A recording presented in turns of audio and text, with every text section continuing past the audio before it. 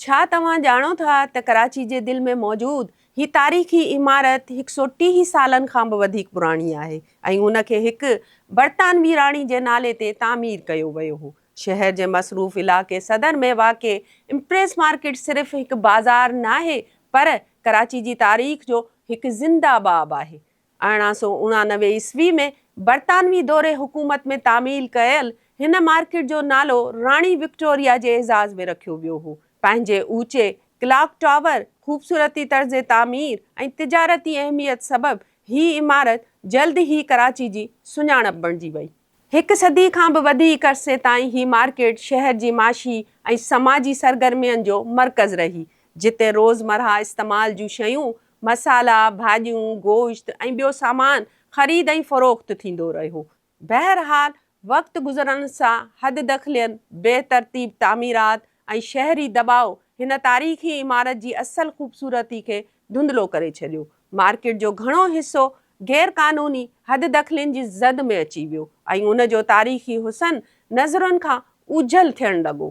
कुझु वक़्तु पहिरीं जी ॻाल्हि कयूं त हिते हद खलियूं ऐं ज़बून हालत जेकी ही इमारत असांखे नज़र ईंदी हुई, हालिया बहाली खां पोइ हिन जी जेकी ख़ूबसूरती आहे उन में वाध आई आहे। न सिर्फ़ु ख़ूबसूरती पर कराची जा जेके रहवासी आहिनि उन्हनि में जेको हिकिड़ो हिन जो जेको पहलू आहे सक़ाफ़ती विरसो बि आहे, उहो बि उन्हनि सां जेको आहे उन्हनि खे ॻंढियो वियो आहे।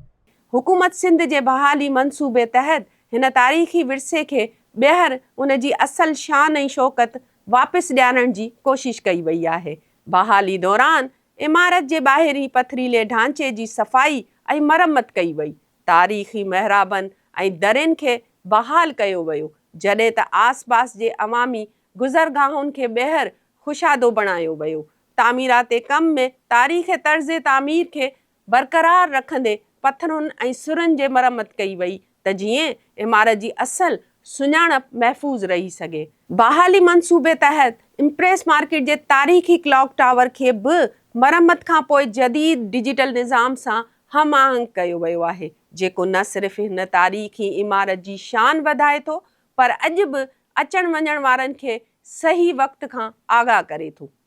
शहरी सहूलतनि में इज़ाफ़े लाइ हिते तक़रीबन 250 गाॾियुनि ऐं 500 मोटरसाइकिलनि जी पार्किंग जी सहूलत पिणु फ़राहम कई वई आहे। बहाली खां पोइ न सिर्फ़ु मक़ामी शहरी पर गैर मुल्की सियाह बि हिन तारीख़ी इमारत में ख़ासि दिलचस्पी वठी रहिया आहिनि। We are visitors from Austria and we meet friends here and we really enjoy the Empress Market very much. For me it's not the first time I'm here and I really was surprised by the new shape of the Empress Market. I'm not the first time here and last time I was here it was very lively and very crowded and I didn't see the architecture. For instance, this well or this fountain, I have not discovered. Was that before? I don't know. It was full of stands and shops, and so now I can appreciate the architecture. My name is Eimantas, and I just visited this market, and so far my impressions are it's very unique, local, lots of spices, lots of smells for me which are unusual. It's nice to discover every corner now, which I'm doing right now. I'm still have some places to go now, and we'll see what this market brings. It's really interesting to see. Surroundings, not yet. I'm just out of it's my first day. I'm just out of my hotel. I'm just making first impressions of Pakistan now. और ये जो साथी हैं हमारे, ये हमारे programme को support कर रहे हैं और ये आज से नहीं तकरीबन 30-35 साल से ये लोग कर रहे हैं। इनमें से कुछ हैं वो हर साल आते हैं, तो जब भी आते हैं वो ये एम्प्रेस मार्केट और सामने जो पार्क बना हुआ है जहांगीर पार्क, उससे ये लोग इतने इम्प्रेस है कि जो भी आते हैं उनको दिखाने के लिए कहते हैं यहाँ आके देखें। अब एम्प्रेस मार्केट ये आते रहते हैं, कह रहे हैं कि एम्प्रेस मार्केट ठीक है, पहले बहुत दुकानें थी मगर कह रहे हैं जिस तरीके से इनको इसकी रेस्टोरेशन का बहाली का काम किया है तो ये कह रहे हैं कि वाकई में पता चल रहा है कि यहाँ पर जो लोकल गवर्नमेंट है बड़ी मतलब इंटरेस्ट ले रही है। तो उन्होंने फिर देखा वो जो तख्ती लगी है बाहर, chief minister of Sindh Syed Murad Ali Shah उन्होंने इनाग्रेट किया था, तो ये इनके बारे में पूछ रहे थे, तो जाहिर सी बात है कि ये काम कर रहे हैं। फिर उनके बारे में बताया कि क्योंकि ये हमारे यहाँ के जो चीफ मिनिस्टर ने काफ़ी पढ़े लिखे हैं और वो इन चीज़ों को समझते हैं। इम्प्रेस मार्केट जी बहाली जे हिन मंसूबे खे शहरी भी साराहिनि था। जैसे अम्मी के साथ आती थी जब हमें 15-16 ईयर्स की थी, जब से मुझे याद है कि अच्छा था, बस यही था, बाहर से तो यही था, अंदर से थोड़ा सा डिफरेंट हो गया, अंदर से नीट क्लीन कर दिया ज़्यादा, पहले कंजस्टेड बहुत था।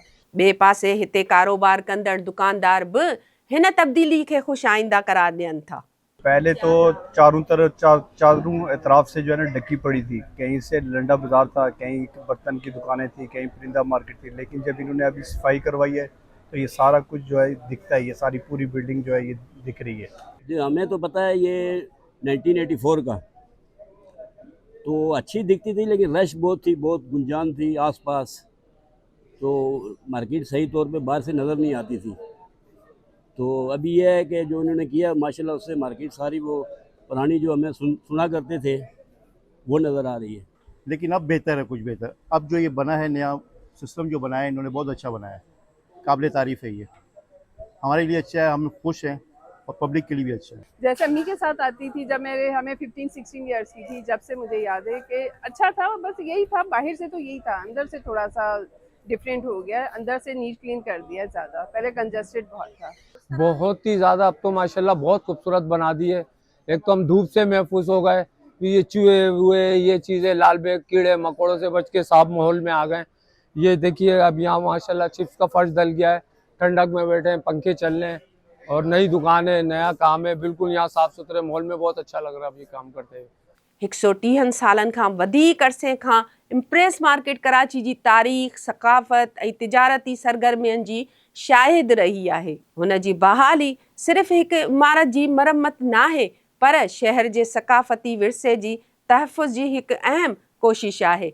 जॾहिं शहर पंहिंजी तारीख़ी इमारतनि खे महफ़ूज़ रखनि था त उहे सिर्फ़ु पथर नथा बचाइनि, पर पंहिंजी सुञाणप, पंहिंजी तारीख़ ऐं पंहिंजी ईंदड़ नस्लुनि जो मुस्तक़बिल महफ़ूज़ कनि था।